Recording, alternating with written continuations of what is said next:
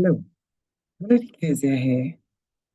In the month of February, whilst we're considering love and what goes into it, let's consider what a struggle love is and why do African women have to endure it to be considered good women and good wives. Difficult, right? Yet a necessary conversation.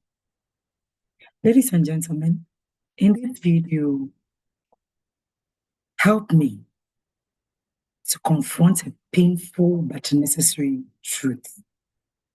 One that has been deeply woven into the fabric of our cultures, communities, and even our homes. That truth is the concept of struggle love, a cycle of endurance, sacrifice, and suffering that many African women are expected to go through in the name of being considered good women and good wives. What is struggle love? What is your definition of struggle love? In the comment section there, if you are following, let me know what you understand by struggle love. Struggle love is the idea that a woman must endure hardship, disrespect, emotional neglect, and sometimes even abuse in a relationship or marriage to prove her loyalty and worth. It is the belief that suffering is a prerequisite for love, and that a woman who stands by her partner through financial instability, infidelity, mistreatment, or outright suffering, it's somehow more valuable than a woman who chooses peace, respect, and reciprocity. I don't understand. We see this in the stories passed down through generations, in the music we listen to, and in the advice given to young brides. Sometimes you hear these things and your blood boils. Why? You have daughters too. Is this the life you want for them? A good woman stands by a man no matter what. You attend marriage ceremonies, and these are the advice given to young brides. Marriage is not easy. You must endure. If he cheats, it's just a mistake. A man is born to cheat. Be patient with him. Until recently, some were even advocating that continue praying for him. If he cannot provide now, struggle with him until he can. These messages are ingrained in the minds of many African women from childhood, teaching them that love is not meant to be easy or fulfilling, but rather an uphill battle where their pain is proof. It's a testament of their commitment. We must ask ourselves, why? Why must a woman suffer to be seen as worthy? Why is endurance equated with love?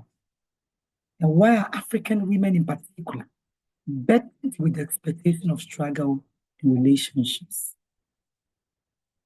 Even if that is the case, that is supposed to be the case, why shouldn't it come from both sides? Does it not take two people to maintain a long-lasting relationship and marriage? Why should it always be on the neck, the shoulder of the woman? The answer lies in deeply rooted cultural and societal norms.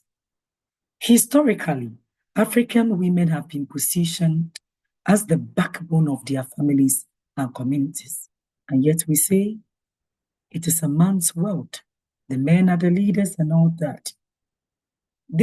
These women have been expected to be strong, resilient, and self-sacrificing, often at the expense of their own happiness. Once you become a mother, once you become a spouse, you don't have a life anymore.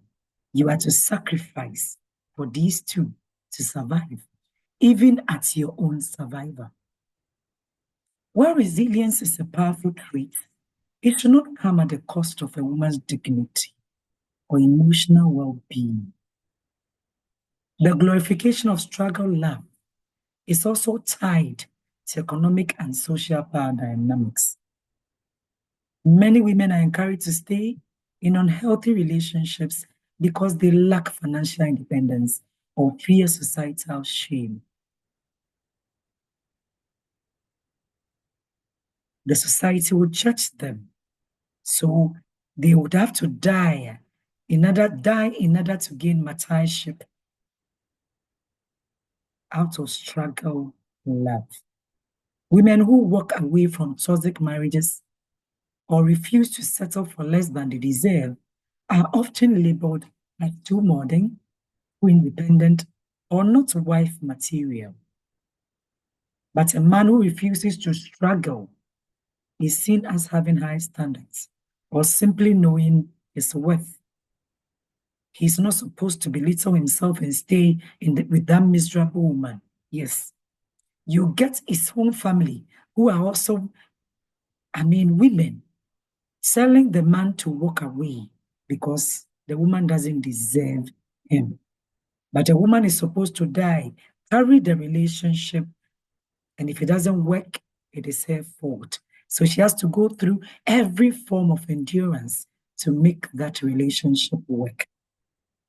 He who finds a wife finds a good thing and obtains favor from the Lord. Who is finding that good thing? And who is getting that favor? Why do we make it look and sound that marriage is a favor done to the woman? And even if she dies in a dysfunctional marriage, she gains martyrdom. But that can never be said about a man. Let's be clear. All of us understand. Love does require patience, effort, and commitment. No relationship will thrive if there aren't any patience, effort, and commitment. But should that come only from the woman? I do understand. And if you've watched many of my videos and you've been on my YouTube channel for a minute, you understand that to me, nothing is a gender issue anymore. Many of the things our great-grandfathers did to our great-grandmothers are being done, and even worse of them, to the men of today by their women. So nothing is a gender issue anymore. But let's be realistic here. When we talk about these things, it means majority of the cases. So in as much as there are men who are equally going through dysfunctional relationships and are also afraid to even walk out, a greater percentage of women. Society and religion have made it normal for them to go through this kind of struggle love. And that is where they find their worth as good women and good wives. There is a difference between supporting a partner in hard times and being emotionally drained by a one-sided relationship where your suffering is seen as proof of your love. African women deserve better. Deserve love that uplifts, not love that drains. A friend of mine was sharing with me how they visited a relation, and for all the 4 hours they were there, this woman was working, from washing to cooking to cleaning. And I was like, why can't she outsource some of these things? And the rest, all of you know. How can she buy a washing machine, even if she's struggling to feed the family? She, the woman, is struggling to feed the woman. How can she afford a washing machine? And yet she's seen as a good woman when she has to endure all this, lose herself in the course of being a wife and a mother. So by the time the children flee the nest, she can't build any meaningful life for herself. Because either she's down with any autoimmune diseases or she doesn't even have money to live a good life. African women deserve partnerships built on mutual respect, not sacrifice at their expense. We deserve relationships where both partners pour into each other's growth and happiness, where a woman's worth will not be measured by the pain she would have to endure in her relationship and in her marriage.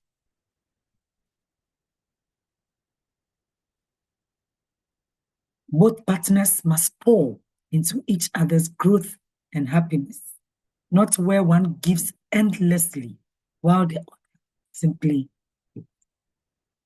You visit the villages and they are heartbreaking. A pregnant woman going to the farm with the partner, the husband, and they are coming and she's still pregnant, carrying another baby at her back, still carrying loads on her heads, and this man is marching with her. And that is the point I get to. And I salute all of you men out there who are responsible lovers, fathers, and husbands, understanding that it takes two people to make any meaningful relationship work. That the things you won't expect another man to take your daughter through, you won't take somebody else's daughter, who is your lover, your partner, and your wife. It is time to break through the cycle of struggle love. You find it so heartbroken when you see many other women advocating, advising, teaching, preaching for their fellow women to endure this until they get the eye opening. Many of the supposedly people who advocated for this many years ago, where are they today? Why would you allow your sister to go through a struggle love? Am I advocating for separation or divorce? No. All I'm saying is let couples upgrade their lives together, work together as a team. So the burden will not just be on one person, especially the woman. You turn around to say the woman is the weaker vessel, and yet a greater percentages of homes are being financed by these women. All the other works there are being done by the women. If financially you upgrade, you'll be able to outsource many of these things. She has to sacrifice body, soul, and spirit, her money, her worth, and go through every pain, every endurance in order to prove that she's a good woman and a good wife. Says who?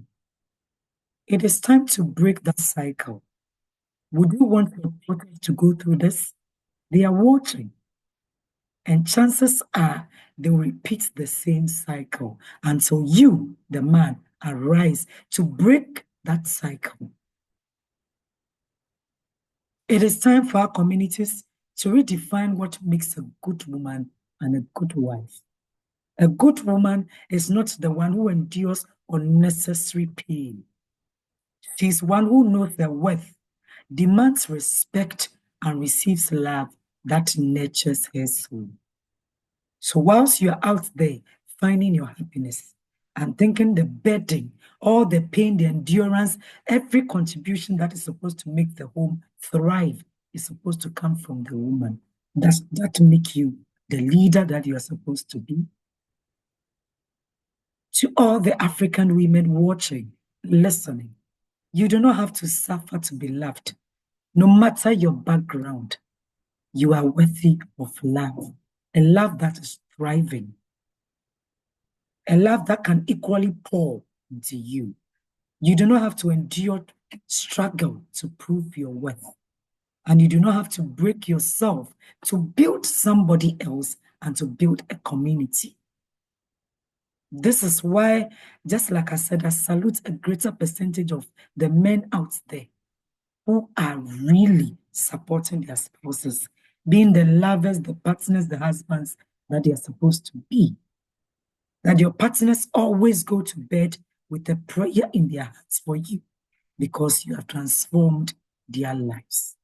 If you can't make a woman's life improve, don't make her bad than you met her.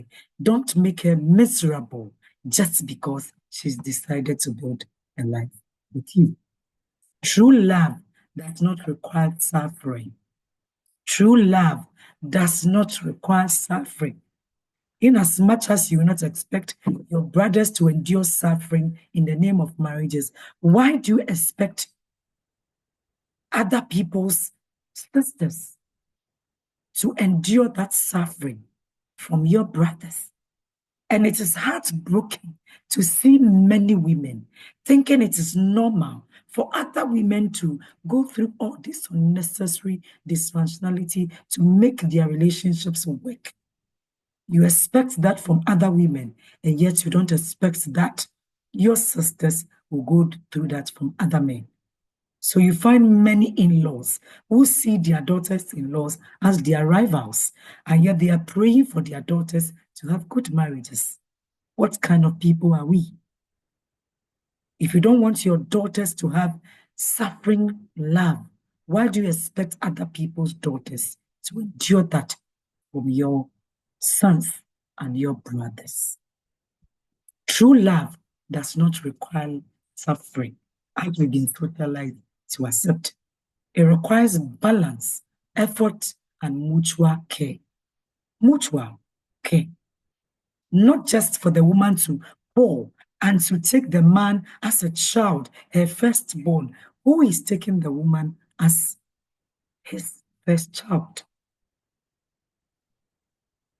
That is the kind of love that every African woman or otherwise deserves.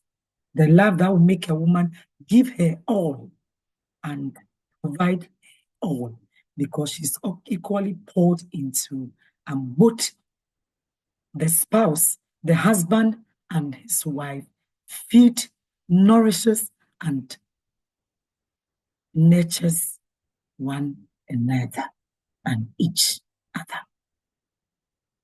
True love does not require suffering. If you are socialized to accept suffering, and that is how your worth is considered, and that is how you are appreciated as a good wife and as a good woman, then listen to me. In no time, you will lose who you are. You lose your identity. The children will grow up and flee the nest, and you have no life because you never nurtured and nourished the girl, the woman in you. You were just pouring into everybody to make sure they are okay, but nobody bothered to find out whether you are okay or not. Don't wait for the cookie to crumble before you take good care of yourself too. You should be able to put your mask, your oxygen mask on in order for you to have life, so you can pour, you can nurture, and you can nourish others. Don't accept struggle love. If there's something you can do about your relationship in this month of love, go ahead and do it. The universe is at your back. Don't accept struggle love. If a man loves you and cherishes his relationship with you, he will never put you through pain, one struggle after the other, in the name of being a good woman. It is time you had that difficult and yet necessary conversation. If not, depression will kill you. You might try to let the whole world think and feel that you are okay, but your soul will let you know that you are not okay. And very soon, all these pent up feelings will have a way of showing in your body through autoimmune disease. You're a woman, you love, and you deserve to be loved and respected too. Until I come your way again, in my next video, I say much love and bless. Watch another video from my channel too. Bye for now.